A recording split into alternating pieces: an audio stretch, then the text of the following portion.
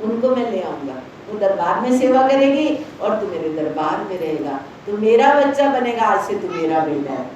कहते हैं सतगुरु को एक बार देखे तो देखो, उसको नहीं चाहिए पर वो हजारों गुना गुरु की अद्भुत है प्रभुताई, मिले सहस्त्र गुना हो है। 10,000 गुना करके सतगुरु भक्त को लौटाता है। और अगर वो जान दे डाले, अगर वो प्राण दे डाले तो फिर सतगुरु का सब कुछ उसका है। तो आप समझ लीजिए कि हमारे पास क्या ऐसी सौगात है जो दे के हम अपने सतगुरु को राजी कर सकते हैं। ऐसा कुछ भी नहीं, सिर्फ विनम्रता, प्यार, क्षमा, दीनता, दया, गरीबी, ये आपके गहने हैं। अगर आपने ये नहीं पहने और अहंकार का मुकुट लिए घूमते हो तो एक दिन वो मुकुट गिरेगा, एक दिन आपको संसार ठोकर मारेगा और होश जब ठिकाने आएगी, वक्त दूर हो चुका होगा, जवानी गुजर गई होगी, बुढ़ापा सिर पे होगा, मौत सामने होगी। ऐसा वक्त आएगा, सब पे आता है, इसमें कोई कहने की बात नहीं है कि उसको आया तो उसको आया, सबको आया। इसलिए दर दर्दे फिरने नालों एक दर्दा हो के बह जा, सतगुरु दिया चिड़क गैरां दिया विड़कां छड्ड दे, सतगुरु दिया चिड़कां सह जा। तूने सतगुरु का एक सखत वचन तेरे को उबार देगा, तेरे को उतार देगा। इसलिए गुरुमुखो, आज गुरुदेव का ये पावन पवित्र जन्म दिवस आपको मुबारक है। गुरु दरबार में परम जी महाराज सेवा के अवतार माने जाते हैं। उन्होंने सेवा के वो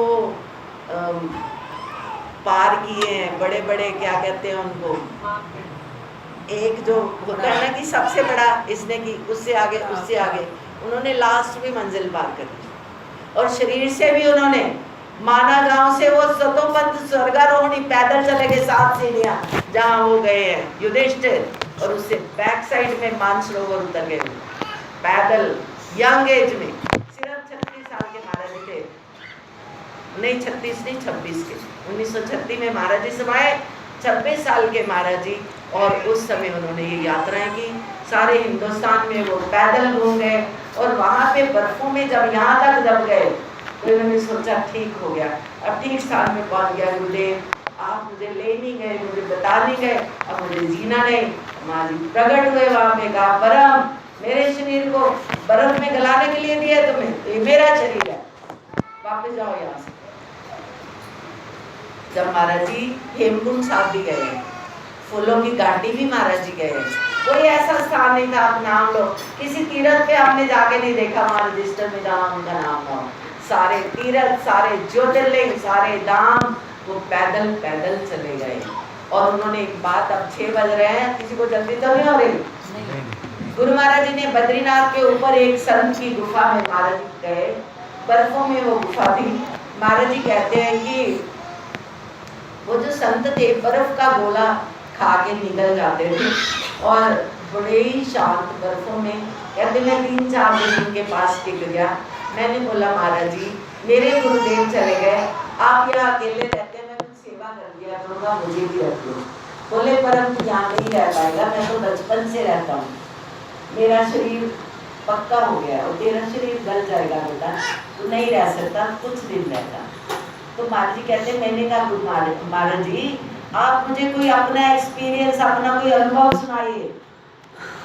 क्या सुनाया उन्होंने? कहते कि मेरे दिल में एक दिन ख्याल आया, कोई संत कहते हैं हम कुंभदा आके आए हैं, कोई कहते हैं हम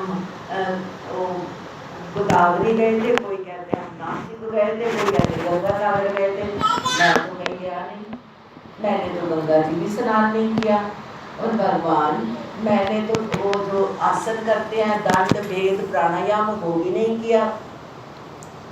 प्रभु ऐसे आप मुझे स्वीकार कर लोगे जब मैंने कुछ भी नहीं सीखा? तो कहते ऐसा करके मैं ध्यान करने बैठ गया और थोड़ी देर बाद देखा कि गुफा के अंदर एक डंडा आया और उस पर एक पीले रंग का कपड़ा लिपटा हुआ। संकल्प किया इतने ऊंचे पहाड़ों पर और वहां भगवान नारायण ने वो डंडा भेजा। तो कहते वो डंडा जब मैंने पकड़ा कि प्रभु ने बोला कि तेरे को ये शौक है कि मैं दंड भेद करना, ये भी कर ले। कहते मैंने थैंक्स के लिए, धन्यवाद के लिए सिर झुकाया। मुझे लगा नारायण खड़े हैं, मैंने उनके चरणों पे सर रख दिया और मैंने सिर रखा और उठाया। इतने में 5 महीने 20 दिन गुजर गए।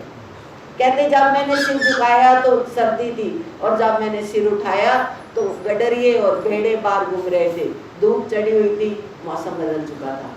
कहते मैंने उनसे ये बात सुनी तो मैं हक्का बक्का रह गया कि महाराज इतने टाइम में आपने खाया क्या? बोले बेटा मैं एक सांस पे रहा, हवा में रहा, मुझे पता ही नहीं इतना समय गुजर गया। वो भी क्यों पता चला महाराज जी को?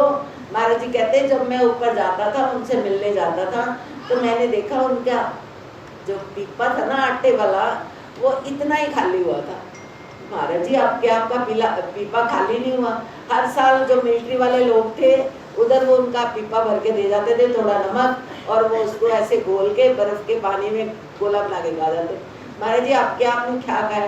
तब उन्होंने बड़ी मुश्किलों से बताया कि आपके मैं ध्यान में रहा, 5 महीने 20 दिन गुजर गए, परम घर में आ गई, मुझे जरूरत ही नहीं पड़ी कुछ खाने की। ऐसे संत आपके हिंदुस्तान में अभी भी हैं। और वो जो सांस लेते हैं वो पहाड़ों से पवित्र हवाएं मैदानों में आती हैं और वही आपके हृदय को शुद्ध करती है।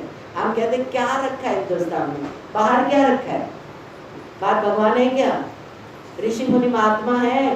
सत्संग है? कुछ भी नहीं है, सफाई बहुत है। आदमी मशीनें हैं, मशीनों की तरह काम करते हैं। यहाँ पे बंदे ध्यान में बैठे बैठे उस पार ब्रह्म परमेश्वर को प्राप्त कर लेते हैं और लाखों लोगों को प्राप्त करवा देते हैं।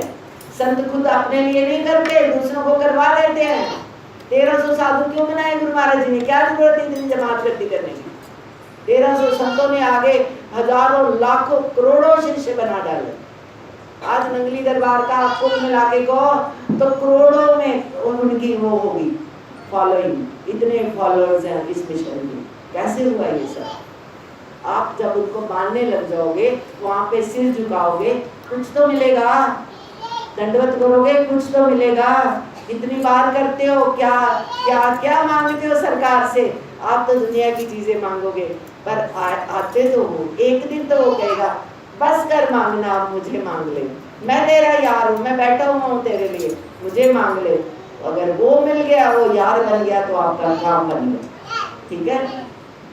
आज उस महापुरुष का जन्मदिन है जिन्होंने सिर वार दिया सदगुरु के। एक बार नहीं, लाखों बार वार दिया और सिर वारे हुए ही थे वो। मरने को हरदम तैयार ही थे वो। कितनी बार जेल में कूद गए, कितनी बार कपड़े समेत वो कुएं में कूद गए। क्या क्या बातें सुनाऊं, टाइम होता जा रहा है। हम हृदय से गुरु महाराज जी के चरणों में कोटि कोटि दंडवत प्रणाम करते हैं, उनके चरणों में श्रद्धा के पुष्प अर्पण करते हैं।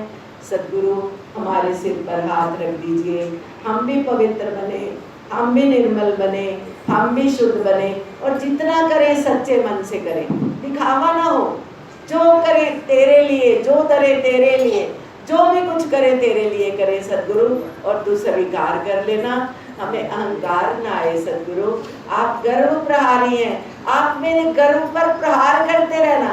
जब भी मैं गर्व करूं आप उसको तोड़ देना, जब मैं अहंकार करूं आप उसको तोड़ देना। मैं अहंकार नहीं करूं, मैं आपका सच्चा पुत्र बनूं, सपुत्र बनूं, और मैं आपके चरणों की धूलि को सिर नवाते नवाते दुनिया से चला जाऊं। मुझे ये दुनिया की नेमतें नहीं चाहिए, मुझे दुनिया की दौलतें नहीं चाहिए, मुझे तेरे चरणों का प्यार चाहिए, मुझे तेरे चरणों की धूलि चाहिए। इतना ही कह के मैं गुरु महाराज जी को बार बार कोटि कोटि प्रणाम करती हूँ। अपने नंगली निवासी भगवान को कोटि कोटि बधाइयाँ देती हूँ, जिनके ऐसे लाल हीरे जवाहरात जैसे बच्चे थे, उनको लाखों लाख नमन। बोलिए सच्चिदानंद भगवान की जय, सच्चे दरबार की जय, श्री नंगली सरकार की जय। अब